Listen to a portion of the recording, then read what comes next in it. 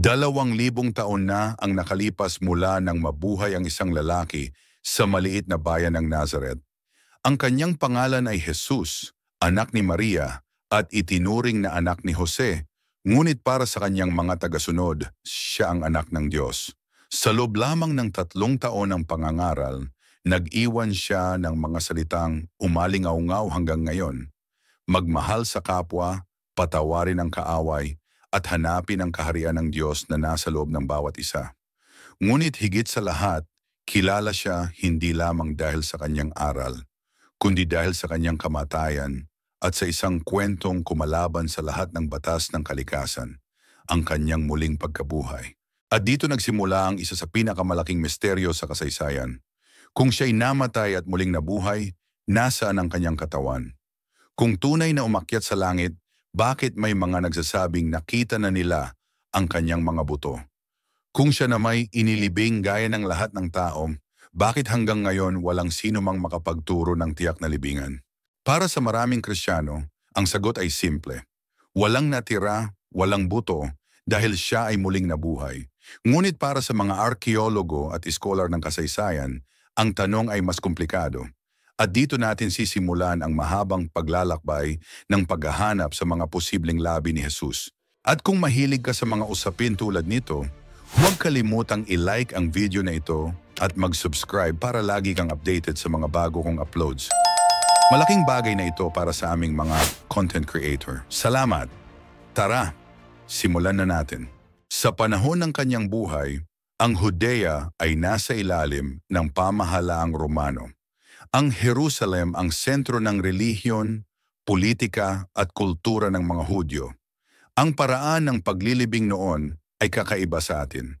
Kapag may namatay, inililibing muna ang buong katawan sa loob ng isang kuweba o inukit na bato. Pagkalipas ng halos 1 taon, kapag ang laman ay natuyo at buto na lamang ang natira, kukunin ang mga buto at ilalagay sa isang kahong bato na tinatawag na ossuary. Dito itinago ang mga labi ng pamilya sa isang libingan. Kaya kung may naiwan ngang mga buto si Jesus, dapat ay nakalagay ito sa isang ganoong ossuary. Ayon sa Ebanghelyo, si Jesus ay ipinako sa krus at inilibing sa isang bagong libingang pag-aari ni Jose ng Arimatea. Ang libingan daw na iyon ay nasa isang hardin, malapit sa lugar ng kanyang pagpapako. 3 araw matapos mailibing, ayon sa kwento ng mga disipulo, wala na roon ang kanyang katawan. Ang bato na nakatakip sa pasukan ng libingan ay naigulong palayo at ang kanyang katawan ay hindi na matagpuan. Mula sa puntong iyon, ipinahayag ng mga disipulo, siya ay muling nabuhay. Sa pananampalataya ng Kristyanismo, ito ang puso ng kanilang paniniwala. Walang buto dahil bumangon siya mula sa libingan.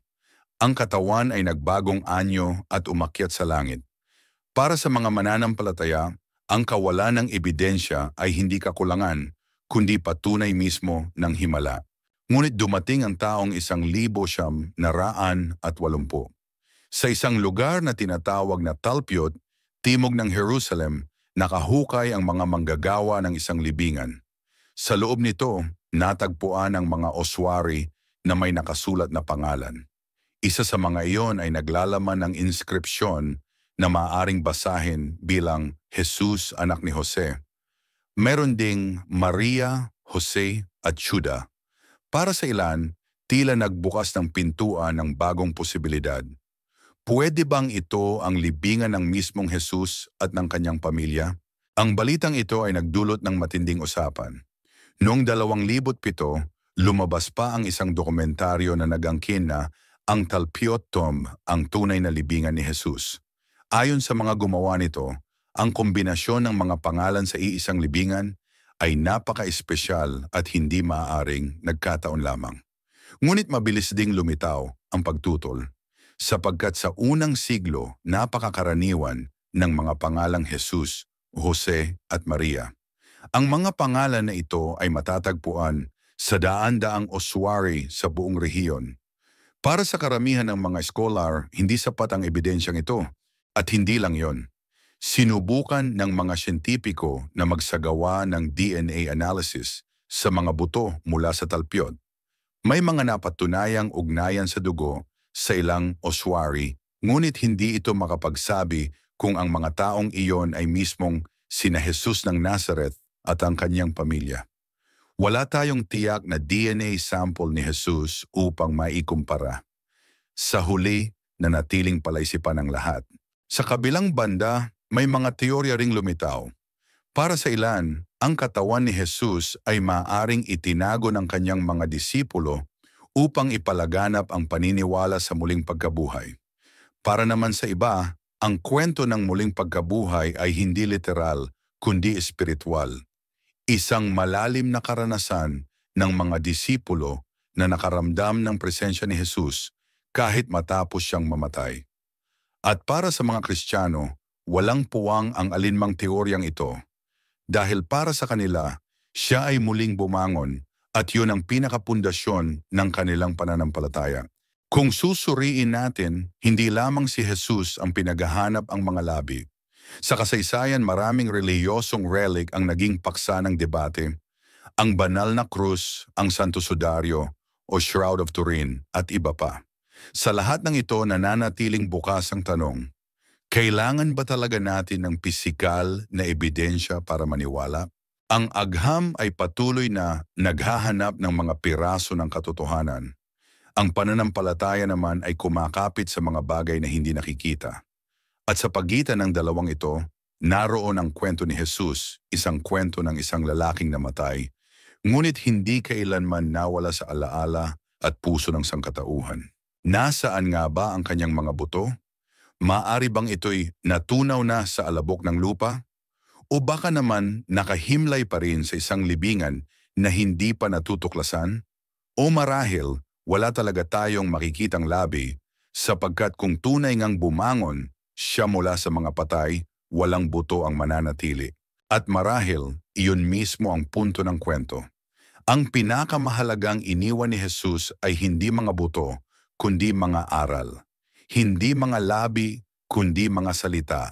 Hindi isang libingan, kundi isang buhay na pag-asa na ipinapasa mula sa isang henerasyon patungo sa susunod. 2,000 taon na ang lumipas at patuloy pa ring nagtatanong ang sangkatauhan.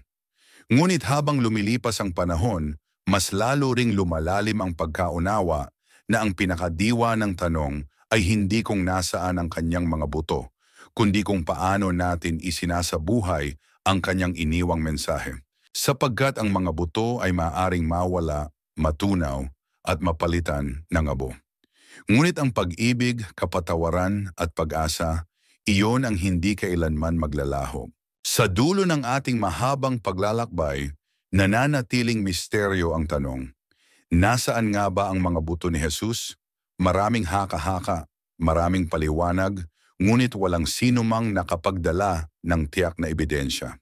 At marahil hindi na iyon ang pinakamahalaga. Sapagkat ang tunay na iniwan ni Jesus ay hindi mga buto, kundi ang apoy ng pananampalataya at ang mensahe ng pag-ibig na patuloy na nagliliyab sa puso ng sangkatauhan. Kung hahanapin natin siya, hindi sa lupa, hindi sa isang libingan, kundi sa ating mga buhay na binabago araw-araw ng kanyang mga aral. Ako'y naniniwala, ang mga buto ay maaaring maglaho, ngunit ang katotohanang iniwan niya, iyon ay mananatili magpakailanman. Salamat sa pagsama sa atin sa kaalamang ito. Kung biting ka pa at gusto mong patuloy na sumabay sa mga ganitong usapin, pindutin mo na ang like button, i-share sa mga kaibigan, at huwag kalimutang mag-subscribe para lagi kang updated sa mga bagong kwento. Kita-kits sa susunod.